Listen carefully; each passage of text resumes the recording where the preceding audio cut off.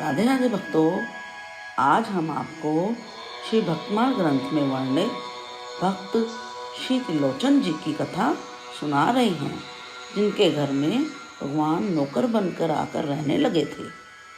भगवान कहते हैं, भक्त मेरे मुकुटमणि हैं, मैं भी इनकी कथाएं आनंदपूर्वक सुनता रहता हूँ।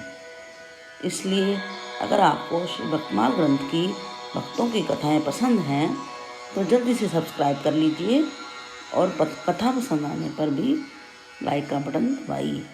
भक्तवर श्री त्रिलोचन जी भक्त नामदेव जी के गुरु भाई थे और संत ज्ञानदेव जी के शिष्य थे। उन्हीं से दीक्षा प्राप्त की थी। दक्षिण में इनकी ख्याति भी भक्त नामदेव जी की तरह बहुत हुई थी तथा जीव कल्याण का उपदेश करते रहते थे। इनको बड़े ही जिज्ञासु भक्तों में माना गया है। इनके बारे में कहा जाता है कि ये वैश्य कुल में उत्पन्न हुए थे। भक्त नामदेव जी तथा त्रिलोचन जी का आपस में अटूट प्रेम था। भक्त नामदेव जी के पास केवल नाम की बरकत थी, पर त्रिलोचन जी के पास माया भी बहुत थी। वह सिमरन करने के साथ साथ आने जाने वाले अतिथि भक्तों की सेवा भी भरपूर करते थे। भोजन खिलाते थे, वस्त्र लेकर दे दिया करते थे। एक दिन त्रिलोचन जी उठकर नामदेव जी के दर्शन करने चले गए। दोनों भक्त मिले, दर्शन किए, वचन विलास भी हुए। तो भक्त नामदेव जी ने भगवान का यश और उनकी कीर्ति तथा दर्शन देने के बारे में कुछ वार्ताएं सुनाई। वार्ताओं को सुनकर भक्त त्रिलोचन जी के मन में आया कि वह भी दर्शन करना चाहते हैं। उन्होंने भक्त नामदेव जी के आगे प्रार्थना की कि मुझे भी प्रभु के दर्शन हो जाए तो मैं भी अपना जन्म सफल कर लूं। त्रिलोचन जी के मुख से ऐसी प्रार्थना सुनकर भक्त नामदेव जी ने कहा, उन्हीं से पूछ लेते हैं, यदि प्रभु की इच्छा हुई तो जरूर दर्शन हो जाएंगे। ये तो दर्शन देने वाले पर ही निर्भर है ना। भाई गुरदास जी वचन करते हैं कि नामदेव जी ने विनती की और नामदेव जी की विनती सुनकर भगवान हंसकर बोले, पुण्य दान भेंटें करने पर हम नहीं प्रसन्न होते, तुम्हारी भक्ति तथा प्रेम भावना पर प्रसन्न होते हैं। तुम्हारे कहने पर दर्शन नहीं देते हैं। जो भगवान का हुक्म था नामदेव जी को कह दिया और वह त्रिलोचन को सुना दिया गया। नामदेव जी ने समझाया, श्रद्धा भावना रखकर पुण्य दान किया करो, एक दिन दर्शन जरूर हो जाएंगे। यह सुनकर तो त्रिलोचन जी बहुत प्रसन्न हो गए। त्रिलोचन जी की कोई संतान नहीं थी, केवल पति पत्नी दोनों ही प्राणी थे। संतों का आवागमन उनके घर में असीम था, इसलिए उनको तथा उनकी धर्म पत्नी को भगवान से बड़ा लगाव था और स्वयं काम करते रहते थे। उन्होंने सलाह की कि यदि कोई नौकर मिल जाए तो संतों की अच्छी सेवा हो जाया करेगी। बर्तन शीघ्र साफ न होने के कारण देरी होने पर कई बार संत भूखे ही चले जाते। उनके मन में बड़ी अभिलाषा थी कि कोई एक ऐसा नौकर मिल जाए जो साधुओं के मन की बात जानकर अच्छी प्रकार से उनकी सेवा किया करे। अपने भक्त का मनोरथ पूर्ण करने के लिए एक दिन स्वयं भगवान ही नौकर का रूप धारण करके त्रिलोचन जी के सामने जाकर खड़े हो गए। त्रिलोचन जी ने देखा, एक गरीब सा पुरुष था। उसका चेहरा तंदुरुस्त था, आंखों में चमक और तेज थी, पर वस्त्र तो फटे हुए थे। उसको देखकर त्रिलोचन जी ने झिझक कर पूछा, क्यों भाई, तुम नौकरी करना चाहते हो? मुझे संतों की सेवा के लिए एक नौकर की जरूरत है। उसने कहा, हाँ मैं नौकरी ढूंढता फिरता हूँ, पर मेरी एक शर्त है जिसे कोई नहीं मानता, इसलिए मुझे कोई नौकर नहीं रखता। यदि कोई मेरी शर्त माने तो मैं नौकरी कर सकता हूँ। त्रिलोचन जी ने कहा, तुम्हारी शर्त क्या है, बता सकते हो? वह बोला, जी मेरी शर्त तो मामूली सी है, मैं रोटी कपड़े के बदले नौकरी करता हूँ, नकद रुपया कोई नहीं मांगता, पर घर का कोई सदस्य आपस में आस पड़ोस में मेरी रोटी के बदले किसी से कोई बात ना करे। यह बिल्कुल ही ना कहा जाए कि मैं रोटी ज़्यादा खाता हूँ या कम। काम जो भी कहेंगे करूँगा। मैं सब कुछ काम करना जानता हूँ, रात दिन जागता भी रहता हूँ, तो भी कोई बात नहीं। यदि आपको शर्त मंजूर हो तो मैं आपके घर नौकर रहने को तैयार हूँ। जिस दिन मेरे खाने को टोका गया उस दिन मैं नौकरी छोड़ दूँगा। बस मेरी यही शर्त है।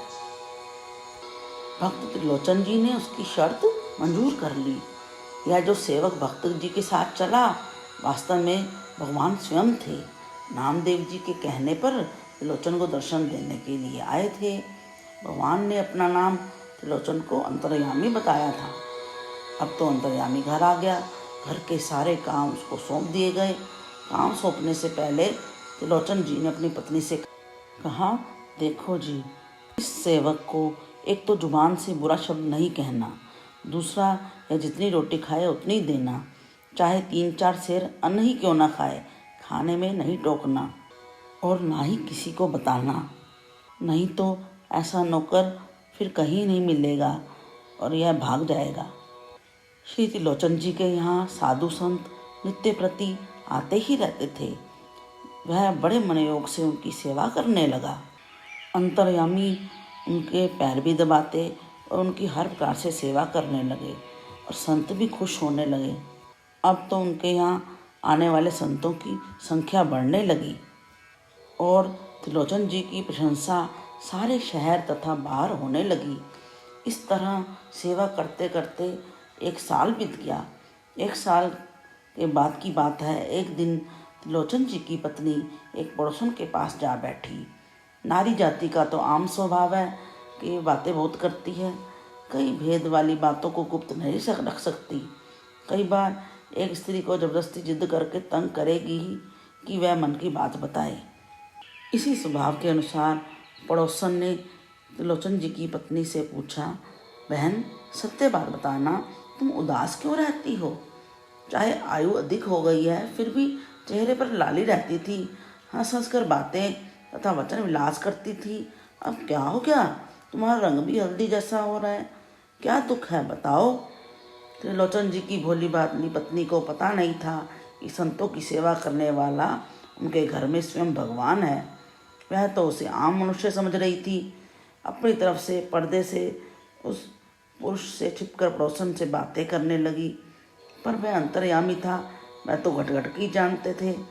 त्रिलोचन जी की पत्नी पड़ोसन को कहने लगी, बहन जी, क्या बताऊं, एक तो दिनों दिन बुढ़ापा आता जा रहा है, दूसरा संतों के रोज आने की संख्या बढ़ गई है, आटा पीस कर पकाना पड़ता है, मैं पीसती रहती हूँ, तीसरा जो सेवक है ना, बात करती करती रुक गई। उसकी पड़ोसन ने कहा, रुक क्यों गई, बताओ ना दिल का हाल, दुख कम हो जाता है कहने से।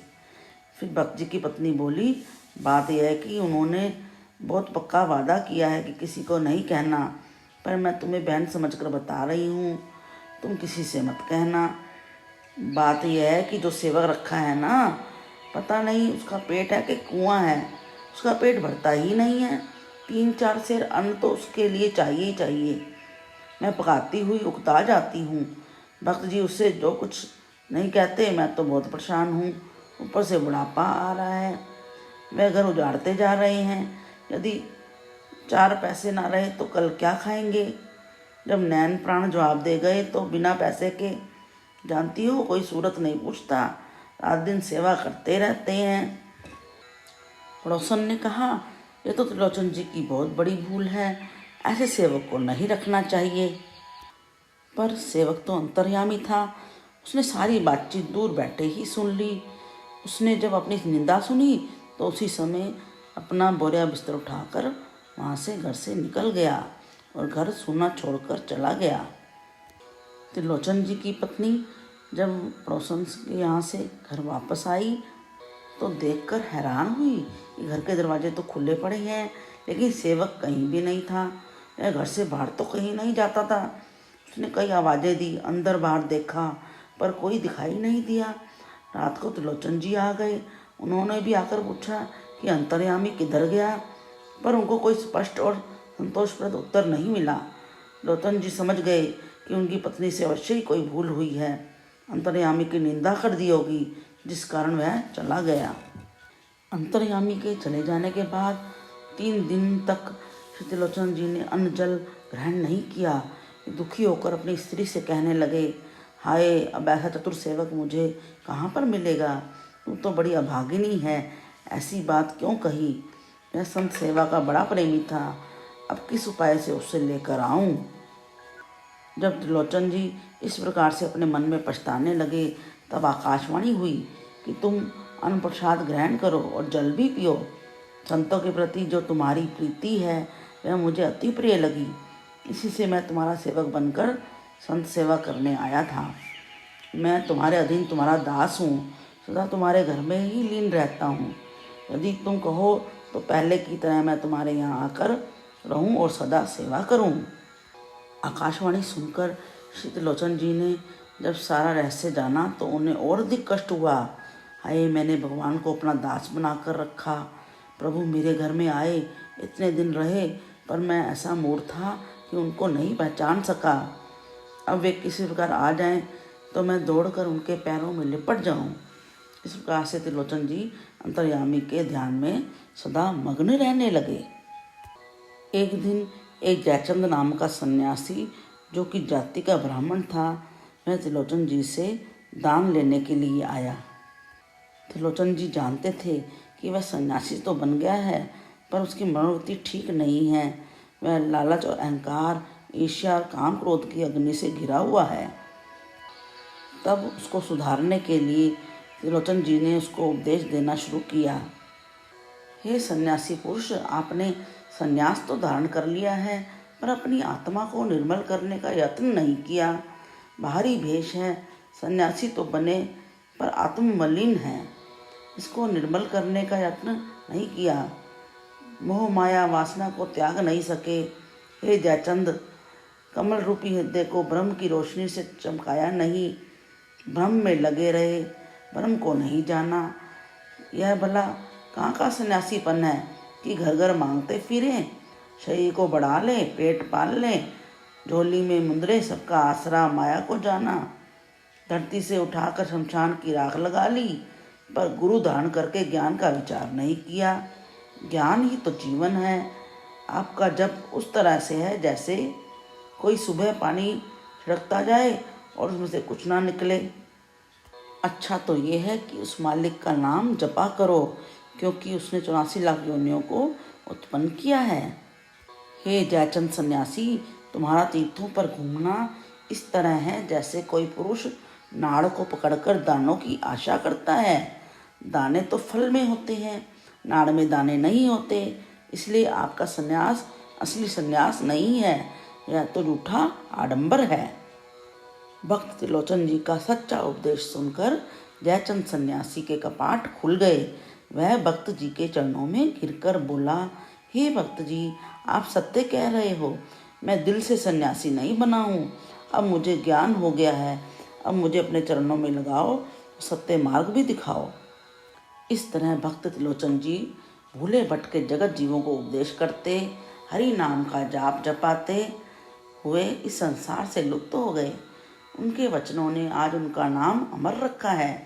प्रभु की भक्ति करने वाले लोग सदा प्रभु चरणों में रहते हैं तथा जगत के लिए प्रकाश का स्रोत होते हैं। अगर आपको भक्त त्रिलोचन जी की कथा पसंद आई है तो भक्तों के नाम का प्रचार करने के लिए अधिक से अधिक शेयर करें, लाइक और सब्सक्राइब का बटन भी दबाएं। हरे कृष्ण कृष्ण कृष्ण हरे हरे, हरे राम राम राम हरे हरे।